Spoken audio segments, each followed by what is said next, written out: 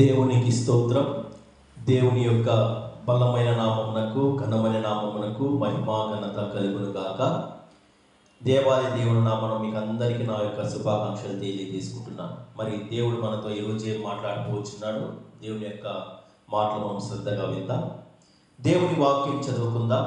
అది మార్కు సువార్త 9వ అధ్యాయం 28-29 వచనములు మనం ఈరోజు ధ్యానాంశంగా చదువుకుందాం.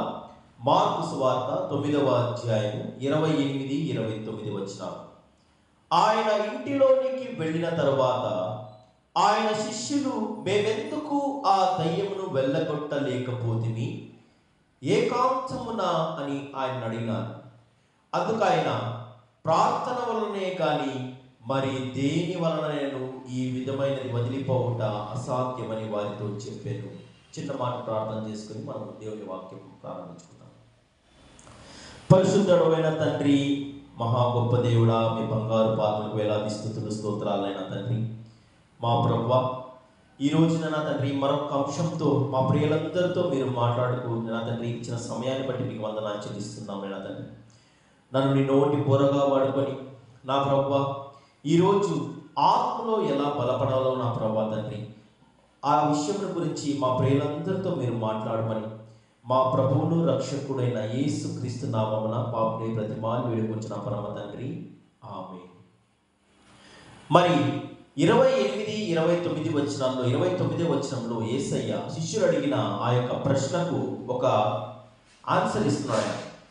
అందుకు ఆయన ప్రార్థన వలనని, అక్కడ 2 అనే నెంబర్ ఉంటుంది, అది ఫుట్ నోట్లో మీరు అక్కడ చూసినట్టయితే ఉపవాస ప్రార్థన వలన మాత్రమే అనేక విజయాలు పొందుకోవచ్చని ప్రభువు మనకు సెలవిస్తున్నాడు.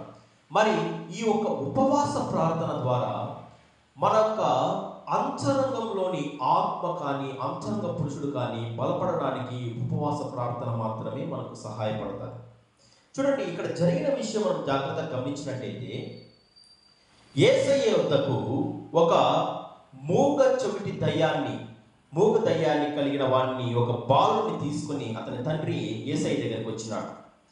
అది వరకే ఆ యొక్క బాలుని యేసయ్య శిష్యులు అనగా 9 మంది అక్కడ ఉంటున్నారు. వారి యొక్కకు తీసుకొని వచ్చినప్పుడు వారు ప్రార్థన చేసినా కానీ ఆ దయ్యము ఆ పిల్లవాడిని వదిలి వెళ్ళలేకపోయింది.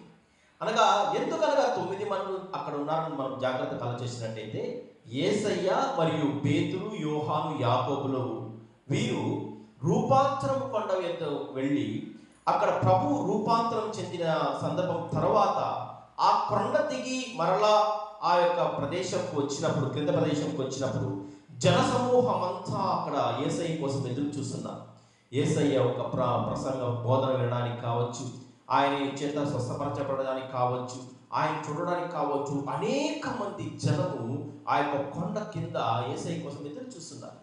వారిలో ఈ యొక్క బాలుడు, అతని తండ్రి అనగా ఆ యొక్క మూగదయ్యం పట్టిన బాలుడు, అతని తండ్రి యేసయ్య కోసం ఎదురు చూస్తున్నారు. యేసయ్య వచ్చిన వెంటనే యేసయ్య ఎద్దకు వచ్చి, చూడండి మార్కు సువార్త 9వ అధ్యాయం 17వ వచనంలో, జనసమూహంలో ఒకడు బోధకుడా, మూగ దయ్యము పట్టిన నా కుమారుని ఎద్దకు తీసుకుని వచ్చి తిని, అది ఎక్కడ వారిని పట్టునో అక్కడ వారిని పడద్రోయును, అప్పుడు వాడు నురుగు కార్చుకొని పండ్లు కొరుక్కొని మూర్ఛులను, దానిని వెళ్ళగొట్టుడని శిష్యులను అడిగి తిని కానీ అది వారి చేత కాలేదని ఆయనతో చెప్పాను. వెంటనే యేసయ్య ఒక కఠినమైన మాట శిష్యులతో అంటున్నాడు. చూడండి, అక్కడ 19వ వచనంలో, అందుకైన విశ్వాసం లేని మూర్ఖతరము వారలారా, ఎంతకాలం నేను మీతో ఉందును, ఎంతకాలం నేను మిమ్మల్ని సహింతును అని శిష్యులను ఆయన గద్దించటగా మన వాక్యంలో చూస్తున్నాం. ఎందుకనగా శిష్యుల వల్ల అది కాకపోవడానికి కారణం ఏమనగా, శిష్యులు ఇంకా వారు ఆత్మను పొందలేదు. వారు ఇంకా ఆత్మను పొందలేదు, పరిశుద్ధాత్మ శక్తిని వారు ఇంకా పొందలేదు. ఎందుకనగా శిష్యులు కూడా ఇంకా యేసయ్యతో పాటు ఉంటూ యేసయ్యను వెంబడిస్తూ ఆయన చేసిన సూచక్రియలు చూస్తూ ఆయన వెంబడిస్తున్నారు. శిష్యుడు అనే మాటకు నేర్చుకునేవాడు అని అర్థం. వారు యేసయ్య వద్ద నేర్చుకుంటున్నారే కానీ ఇంకా వారు ఆ పరిశుద్ధాత్మ శక్తిని పొందుకోవడం అనే అనుభవము ఇంకా వారికి రాలేదు. మరి యేసయ్య ఆ యొక్క బాలుని తన ఎద్దకు తీసుకురమ్మని చెప్పినప్పుడు వారు ఆ బాలుని తీసుకొని వచ్చినప్పుడు వారి తండ్రి అతనితో అంటున్నాడు, ఇది ఎంతకాలం నుంచి అతనికి అలా జరుగుతుందని యేసయ్య అతని తండ్రితో అడిగినప్పుడు, చాలా కాలం నుంచి ఇలా ఆ బాలుడు ఇబ్బంది పడుతున్నాడు, అది వానికి ఎక్కడ పట్టునో వాడు తరచుగా అగ్నిలోను నీళ్ళలోను అతని పడదోయును, నేమైనను నీ వలన అయినట్టయితే నా బాలుని స్వస్థపరచు నాయనా అని యేసయ్య ఎప్పుడైతే ఆ తండ్రి అడిగినాడో, వెంటనే యేసయ్య ఒక శ్రేష్టమైన మాట అంటున్నాడు. బైబిల్ గ్రంథంలో చాలా శ్రేష్టమైన వచనాల్లో ఇది కూడా ఒకటి. మార్కు సువార్త 9:23లో, అందుకు యేసు నమ్ముట నీ వలనైతే నమ్మువానికి సమస్తమును సాధ్యమే అనే యొక్క మాటను యేసయ్య అతని తండ్రితో తెలియజేసినప్పుడు, ప్రభువా నాకు అపనమ్మకం ఉండకుండా నా కొడుకునైనా ప్రార్థించునైనా అని బిగ్గరగా ఆ యొక్క బాలుని యొక్క తండ్రి బిగ్గరగా ఆ యేసయ్యతో చెప్పినప్పుడు, కేక వేసినప్పుడు జనులందరూ గుంపు కూడి యేసయ్యతో పరిగెత్తుకొని వస్తున్నారు. ఏం జరగబోతుందో, అక్కడ ఏ యొక్క సూచక్రియ జరగబోతుందో, ఆ బాలుని ఆ దయ్యం వదిలిపోతుందా, లేక ఆ బాలుని దయ్యం చేత ఇంకా ఇబ్బంది పడతాడా, యేసయ్య వల్ల యొక్క సూచక్రియ జరుగుతుందా లేదా అని ప్రతి ఒక్కరూ ఆసక్తితో ఆ యొక్క యేసయ్యతో పరిగెత్తుకొని వచ్చినప్పుడు, వెంటనే యేసయ్య ఆ యొక్క మూగవైన చెవిటి దయ్యమా ఆ బాలుని వదిలి పొమ్ము అని గట్టిగా ఎప్పుడైతే బిగ్గరగా యేసయ్య కేక వేసినాడో, ఆ యొక్క దయ్యము బాలుని క్రింద పడద్రోసి బిల్లబిల్లలాడించి ఆ యొక్క దయ్యమా ఆ యొక్క బాలు నుంచి వెళ్ళిపోయినప్పుడు, బాలుడు కదలలేని స్థితిలో కింద పడిపోయినప్పుడు అక్కడ ఉన్న వారందరూ అనుకున్నారు బాలుడు చనిపోయినాడని అన్నప్పుడు యేసయ్య ఆ బాలు యొక్క చెయ్యి పట్టి పైకి లేపి ఆ బాలుని స్వస్థపరిచేట్టుగా మనం వాక్యంలో చూస్తున్నాం. మరి ఈ యొక్క సూచక్రియ బాలుని స్వస్థపరచబడిన తర్వాత యేసయ్యతో శిష్యులు ఒంటరిగా ఉన్నప్పుడు వారు యేసయ్యను అడుగుతున్నారు, అయినా మేమెందుకు ఈ కార్యం చేయలేకపోయినాము, మాకెందుకు ఈ యొక్క దయ్యము లోపడలేదన్నప్పుడు ప్రభు అంటున్నాడు, ఇలాంటివన్నీ ఉపవాస ప్రార్థనల వల్ల మాత్రమే సాధ్యమవుతుంది. మీరు ఆత్మలో బలపడాలి. మీరు మీ యొక్క శరీరాలను నలగొట్టుకొని మీ యొక్క అంతరంగంలో ఉండే ఆ పురుషాన్ని మీరు బలపరుచుకున్నప్పుడే ఇలాంటివన్నీ మీకు సాధ్యపడుతుందనేసి ప్రభు వారికి తెలియజేస్తున్నాడు. యేసయ్య తాను ఈ యొక్క లోకంలో ఆయన 3.5 సంవత్సరాల పాటు ఆయన 3.5 సంవత్సరాల పాటు సువార్త పరిచర్య చేసినాడు. ఆయన సువార్త పరిచర్య ప్రారంభించడానికి ముందు కూడా యేసయ్య 40 రోజుల పాటు ఆయన ఉపవాసం ఉండి ప్రార్థనలు చేసినట్టుగా, ఒంటరిగా అరణ్యంలో ఉండి ప్రార్థనలు చేసినట్టుగా మనం వాక్యంలో చూస్తున్నాం. చూడండి, ఆయన దేవాది దేవుడు, ఈ యొక్క సర్వ సృష్టిని సృష్టించిన సృష్టికర్త ఆయన. కానీ ఆయన ఈ లోకంలోనికి వచ్చినప్పుడు ఆయన 100% మానవునిగా ఈ లోకంలో ఆయన జీవించి ప్రజలందరికీ ఆయన మాదిరికరమైన జీవితాన్ని చూపించినాడు. ఎలా ఒక పరిశుద్ధమైన జీవితం మనం జీవించాలి, దేవునితో మనము విశ్వాసం కలిగి జీవించాలి అని యేసయ్య ప్రజలందరికీ ఆయన ఒక మాదిరికరమైన జీవితం జీవించినాడు. ఆయన దేవాది దేవుడిగా ఉంటే కానీ కూడా ఆయన 40 రోజుల పాటు ఆయన ఉపవాస ప్రార్థనలు ఆయన చేసినాడు. మీకు మత్తయి రాసిన సువార్త 4వ అధ్యాయం మొదటి 12 వచనాల్లో మీకు ఆ మాటలన్నీ కనబడతాయి. అప్పుడు యేసు అపవాది చేత శోధింపబడుటకు ఆత్మలను అరణ్యమునకు కొనిపోబడెను. 40 దినములు 40 రాత్రులు ఉపవాసం ఉండిన పిమ్మట ఆయన ఆకలి గొనక, యేసయ్య 40 రోజుల పాటు ఆయన 40 రాత్రులు 40 పగలు ఆయన ఉపవాసం ఉంటూ దేవుని సన్నిధిలో ప్రార్థన చేస్తూ ఆయన ఆత్మ చేత బలపడి ఆయన ఆకలి కొన్నప్పుడు వెంటనే అపవాది ఆయన ఎద్దకు వచ్చి, ఇదిగో నీకు ఆకలి అయితే, నీ దేవుని కుమారుడైతే ఈ రాళ్ళను రొట్టెగా చేసుకుని నువ్వు తినమన్నప్పుడు యేసయ్య అంటున్నాడు, మనుష్యుడు రొట్టె వలన మాత్రమే కాదు కానీ దేవుని నుండి వచ్చి ప్రతి మాట వలన జీవించునని దేవుడు ఆయన అపవాదితో ఆయన చెప్పి ఉంటున్నాడు. మరలా రెండవసారి కూడా ఆయన వదిలిపెట్టకుండా యేసయ్యను దేవాలయం యొక్క శిఖరముపై నిలవబెట్టి, ఇక్కడి నుంచి నువ్వు క్రిందికి దుముకుము, దేవదూతలు వచ్చి నీ యొక్క పాదముకు రాతికి తగలకుండా వారిని ఎత్తి పట్టుకుందురు అని అపవాది యేసయ్యతో అన్నప్పుడు, నీ ప్రభువైన దేవుని నువ్వు శోధింపవలదు అని ఆయనకు ఉత్తరమిచ్చినట్టుగా మనం వాక్యంలో చూస్తున్నాం. మరలా ఆయన విడిచిపెట్టకుండా ఆయన ఒక ఎత్తైన కొండపైకి తీసుకువెళ్ళి ఈ యొక్క పట్టణమంతటిని, లోకమంతటిని ఆయనకి చూపించి ఇదిగో ఇవన్నీ నాకు అప్పగింపబడి ఉన్నది, నీవు నాకు నమస్కారం చేసితివా, నాకు నీవు సాగిలబడి నమస్కారం చేసితివా, ఈ యొక్క లోకమంతా నీకు ఇచ్చివేస్తానని అపవాది ప్రభుతో ఉన్నప్పుడు యేసయ్య చెప్తున్నాడు ఒక మాట చూడండి, నీ దేవుడైన యెహోవాను మాత్రమే నీవు మొక్కవలెను. యేసయ్య ద్వితీయోపదేశ కాండము 5-6 అధ్యాయాల నుండి ఆ అద్భుతమైన మాటలను 91వ కీర్తనలోని ఆ యొక్క అద్భుతమైన మాటలను తీసుకొని దేవుడు అపవాదికి ఆయన ఆ ప్రశ్నకు బదులిచ్చినట్టు మన వాక్యంలో చూస్తున్నాం. మరి యేసయ్య ఆత్మచేత బలంగా ఉన్నప్పుడు యేసయ్యను చూచిన వెంటనే దయ్యాలు కేకలు వేస్తూ పారిపోయేవి. నజరేయుడైన యేసు, సర్వోన్నతమైన దేవుడా, మాతో నీకేమి పని, మమ్మల్ని నీవు నశింపచేయడానికి వచ్చితివా అని కేకలు వేస్తూ యేసయ్య యొక్క స్వరము వింటానే, యేసయ్యను చూచిన వెంటనే అవన్నీ కూడా ఆ యొక్క అపవిత్రాత్మలు, దయ్యాలు పట్టిన వారిని వదిలి పారిపోయేవి. గెరాసేను దేశంలో కూడా యేసయ్య వెళ్ళినప్పుడు ఆ భయంకరమైన ఆ సేన అనగా అనేక దయ్యాలు పట్టిన ఆ మనిషి కూడా, ఆ యొక్క లోపల ఉన్న దయ్యాలు కూడా, నజరేయుడైన యేసు, సర్వోన్నతుడైన వాడా, మమ్మల్ని నశింపచేయడానికి నీవు వచ్చితివా, మరి నీవు మమ్మల్ని నశింపచేయకు అని కూడా దేవుడితో ప్రాధేయపడినట్టుగా ఉన్న వాక్యంలో. ఇవన్నీ ఎలా సాధ్యమైందంటే యేసయ్య ఆత్మచేత బలపడి ఆయన అనేక సూచక్రియలు, అద్భుత క్రియలు ఈ లోకంలో చేసి ఉంటున్నాడు.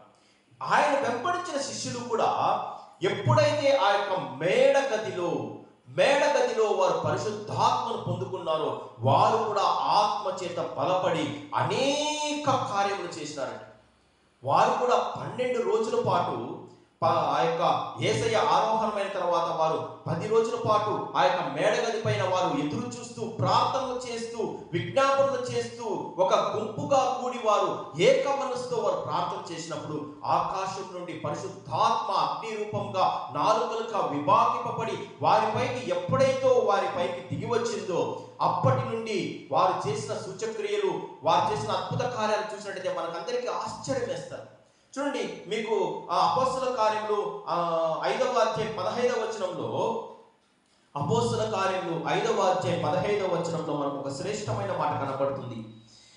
అందుచేత పేతురు వచ్చుచుండగా జనులు రోగులను వీధులలోనికి తెచ్చి వారిలో ఎవరి మీదైనను అతని నీడైనను పడవలని మంచముల మీదను పరుపుల మీదను వారిని ఉంచినారు.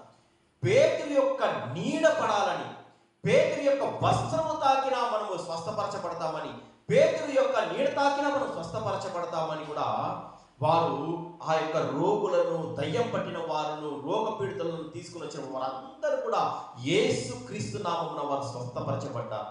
వీటన్నిటికీ కారణమేమనగా ప్రార్థన జీవితము, అందులోనూ ఉపవాస ప్రార్థన జీవితం వలన అనేక అద్భుత విజయాలు మనం కలుగుతాయి. చూడండి, అపోస్తల కార్యములు 19వ అధ్యాయంలో కూడా పౌలు యొక్క ఆ యొక్క చేతి పట్టలు తగిలిన, ఆయన వస్త్రము తగిన, ఆయన నీడ తగిలినా కూడా స్వస్థపరచబడతారని ఆయన వెంబడించేవారు. అపోస్తల కార్యములు 19వ అధ్యాయం 11-12 వచనాల్లో, మరియు దేవుడు పౌలు చేత విశేషమైన అద్భుతములు చేయించెను, అతని శరీరములకు తగిలిన చేతి గుడ్డలైనను నడికట్టులైనను రోగుల యొద్దకు తెచ్చినప్పుడు రోగములు వారిని విడిచెను, దయ్యములు వారిని కూడా వదిలి పారిపోయినట్టుగా మనం వాక్యంలో చూస్తున్నామండి. పౌలు చూడడానికి చాలా బలహీనుడుగా ఉంటాడు. ఆయన ఎంత బలహీనుడుగా ఉంటాడంటే చూడండి, మీకు అపోస్తల 2 కొరింథీయులు 4వ అధ్యాయము 10వ అధ్యాయము 10వ వచనంలో చూసినట్టయితే, అతని పత్రికలు ఘనమైనవి బలీయమైనవి ఉన్నవి కానీ అతడు శరీర రూపమునకు బలహీనుడు, అతని ప్రసంగము కొరగానివని ఒకడను. బలహీనుడైన పౌలు శరీరంలో అతడు బలహీనుడుగా ఉన్నా కానీ ఆత్మలో అతడు బలవంతుడు. అతడు ఎంత బలవంతుడు అంటే అపోస్తలుడైన పౌలు 14 పత్రికలు రాసినారు. ప్రభువుని కొరకు అనేక శ్రమలు అనుభవించి అనేక మందిని ప్రభువు వైపు తిరిపిన పౌలు బలపడడానికి కారణము అతను ఆత్మలో బలపడడమే, పరిశుద్ధాత్మను పొందుకోవడమే వీటన్నిటికీ కారణము. అదే సమయంలో మీకు అపోస్తల కార్యం 19వ అధ్యాయము మీకు 14 చూసినట్టయితే, యూదుడైన స్కవయను ఒక ప్రధాన యాజకునికి 7 కుమారులు ఉన్నారంట.